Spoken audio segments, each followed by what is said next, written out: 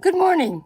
This is Dorothy Kilty from Raccoon Alley Creations, and I did a video. Somehow it was messed up, and I couldn't upload it or anything.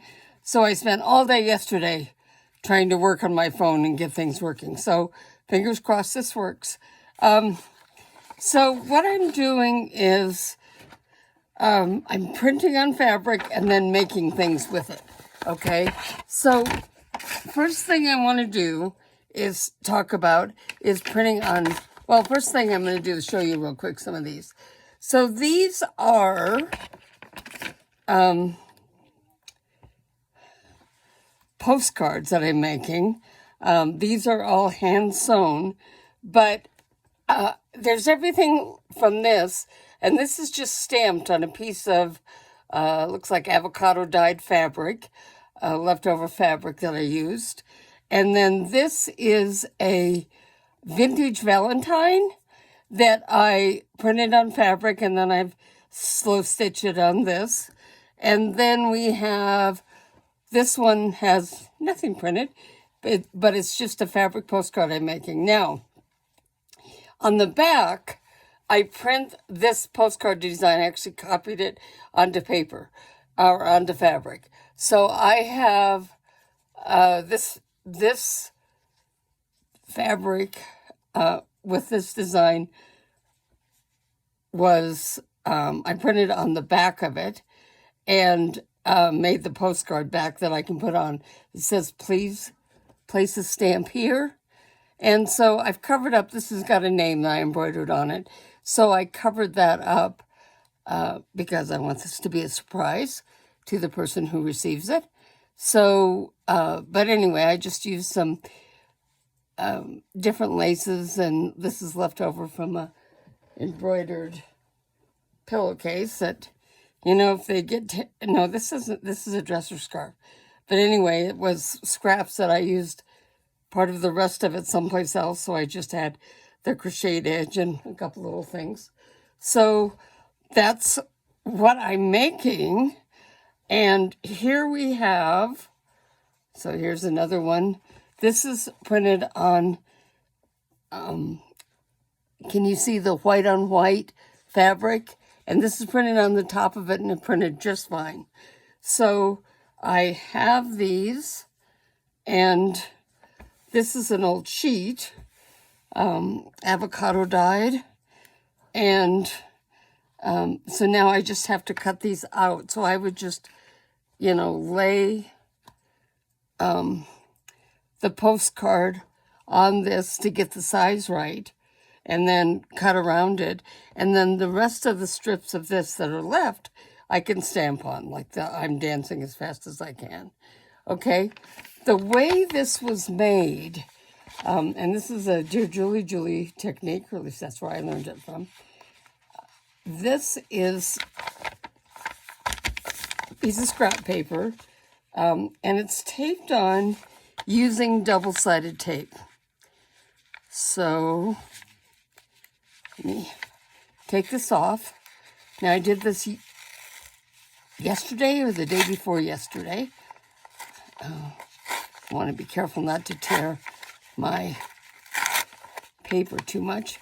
This sheet was very old. It's really nice and soft, but it's also somewhat fragile.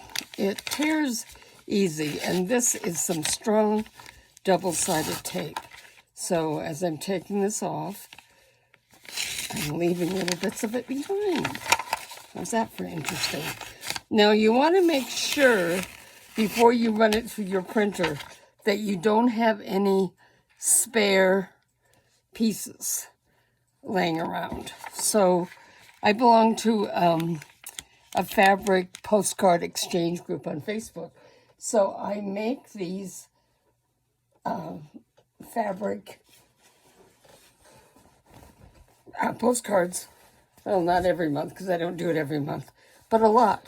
So here's fabric, and this has, you know, some designs, dragonflies, and looks like some fruits or designs. So what I'm going to do is I'm going to start by putting this at the top. And I'm probably too close to the camera for you to see, but I am sort of letting it hang so it falls straighter, okay? And then gluing it down. I'm not going to do this on camera, but I would just now cut around this as close to this line as I can get, either using the scissors or a ruler and rotary cutter, or a ruler and X-Acto knife. It's a real sharp X-Acto knife, to get this line as straight as you can and as close to that paper. Then you're just going to run it through your printer. In my printer, it has to go fabric side down because it flips the paper over. So I would put it in this way, and then it would either print or copy on the other side. So that's the way you do that technique. You also can buy some fabric, some freezer paper, just regular freezer paper, or some freezer paper that's already attached, and use that. Now, one of the things I'm doing with these, and I have a couple different things here. I have some of these vintage valentines that I scanned in and printed. And then I also have some designs from a digital from DearJulieJulie that I'm putting on these banners. Now, the way I made the banners, and this one is finished, is I just took the fabric and folded it in half, and then I used pinking shears to cut this shape on each of them. I actually made a pattern for this, but figure out what size you want.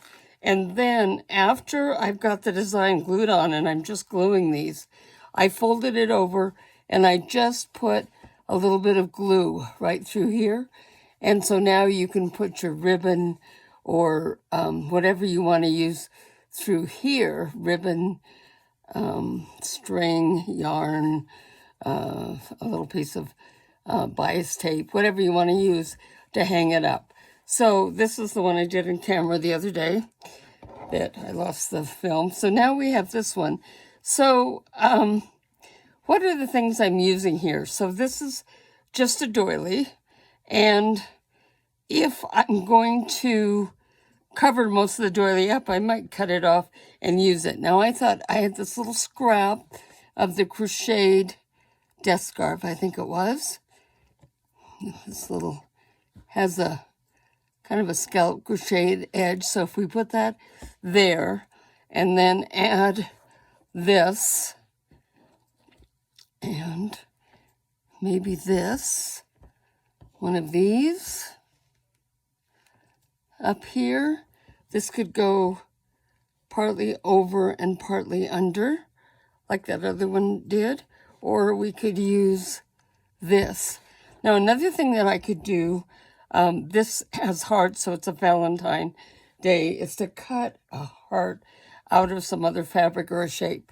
So the way I cut hearts, you can make a pattern or get a pattern for them, but the way I do it is I just take some fabric and I fold it over so I have a square here, and now you can either finger press, which just means folding it like this, which works better with some things than others.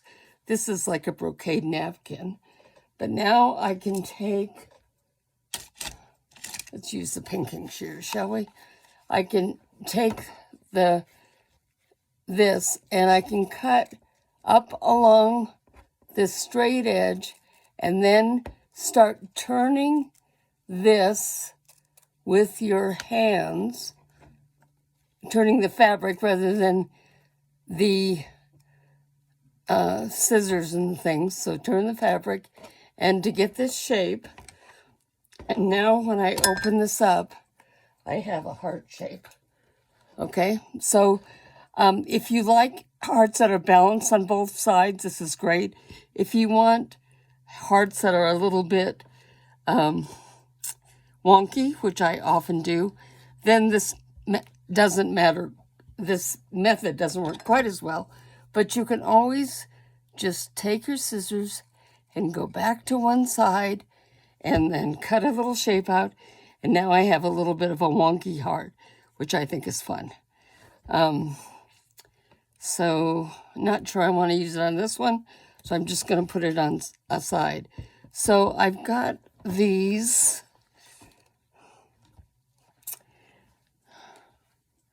I think that I'm just going to take, I want something else down here.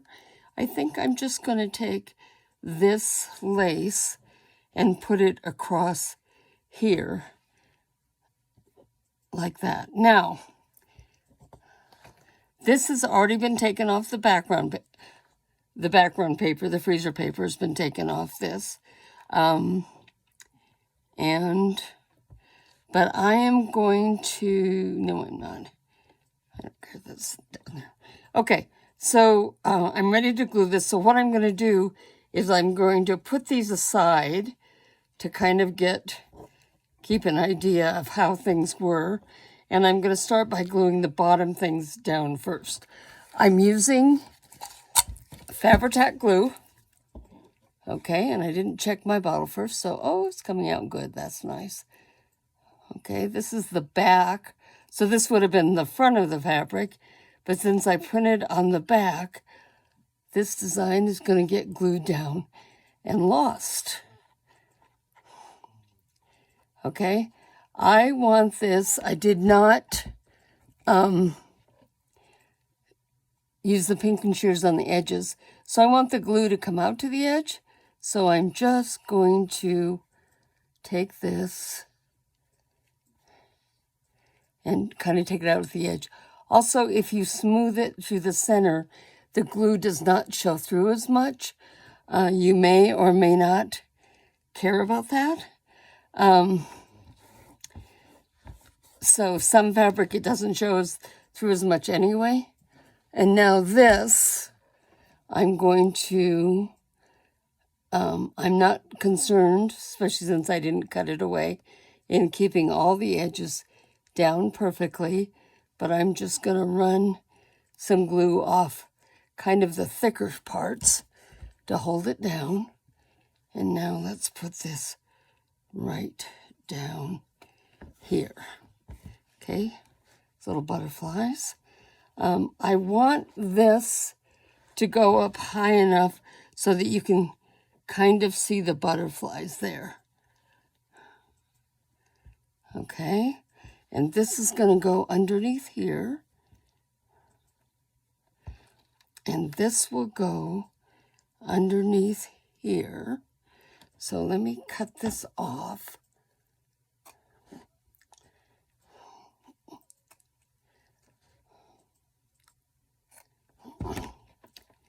Okay, and we want it to go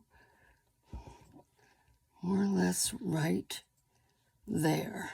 So I put this back on so I could see the placement of some of these smaller pieces. Now for this, I can just put the glue in a straight line right across this.